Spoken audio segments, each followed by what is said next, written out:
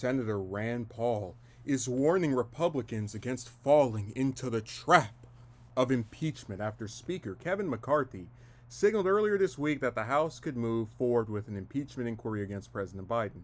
It's not good for the Republic to keep impeaching presidents and indicting presidents, Paul said in an interview on Fox Business Network's Morning with Maria. All this stuff is destructive, he added.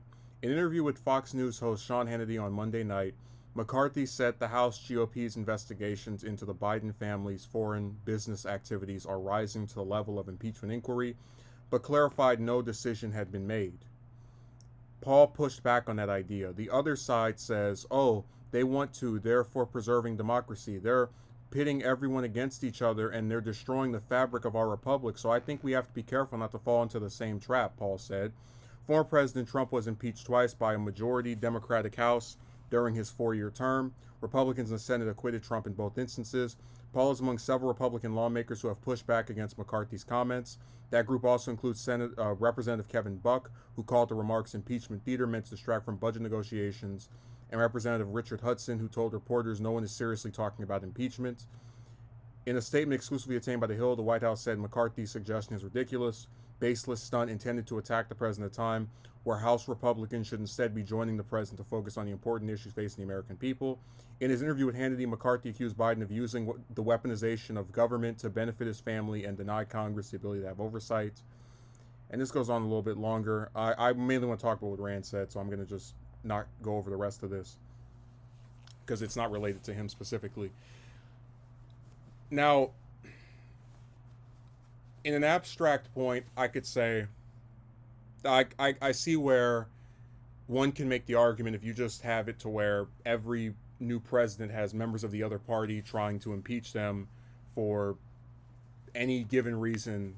This could be destructive. This could set a bad precedent of basically, if we can't beat you in an election, we're going to, in addition to just gridlocking, like working with you on nothing, also try to pass off the idea that you are a criminal and you should be removed from office before the actual expiration of your term. And anyone who doesn't like it, they better vote all of us out, which will probably not happen because we have reliably districts of the party that we're in. I see where what he's saying can make sense to people.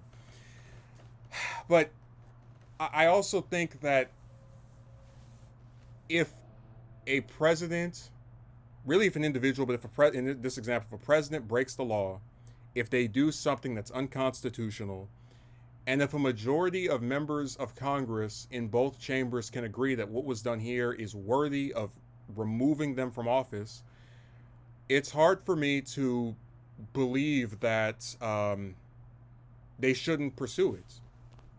Now, one of the things I think is funny here is where he says, the other side, Democrats say, they want to, therefore preserving democracy. They're pitting everyone against each other and they're destroying the fabric of our republic. What's funny is that impeachment as a contemporary thing, you could really trace back to Republicans.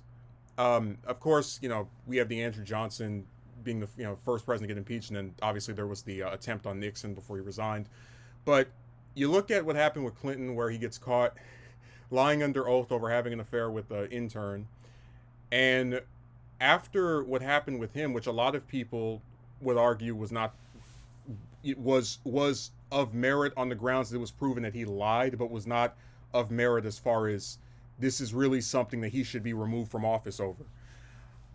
What's crazy is after that happened, every subsequent president, Bush, Obama, Trump, and now Biden, has had either an impeachment effort, so members of the House or Senate saying they want to get rid of them, or an impeachment actually take place, as what happened with Trump. And you're really just kind of seeing the politicization of serious things that used to be of consequence.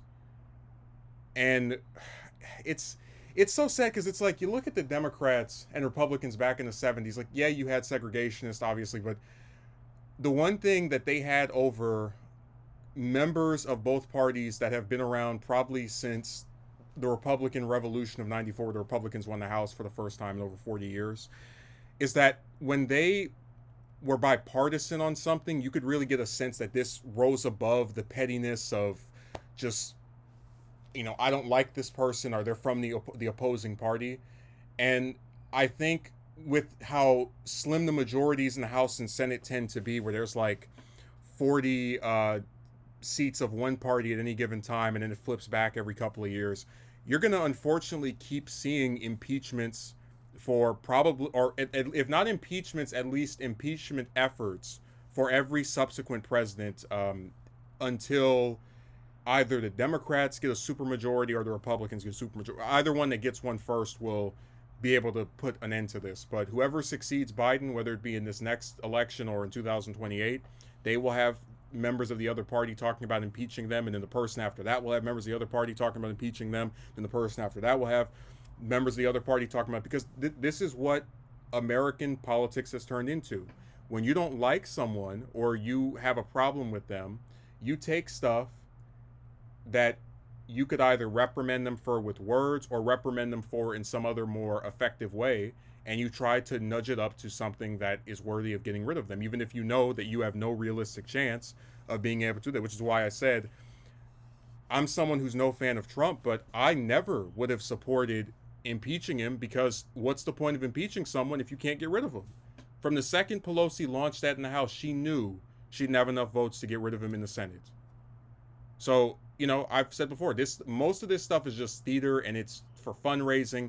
And impeaching Biden is something that's going to help a lot of Republicans get some money this year. So, good luck to him, I guess.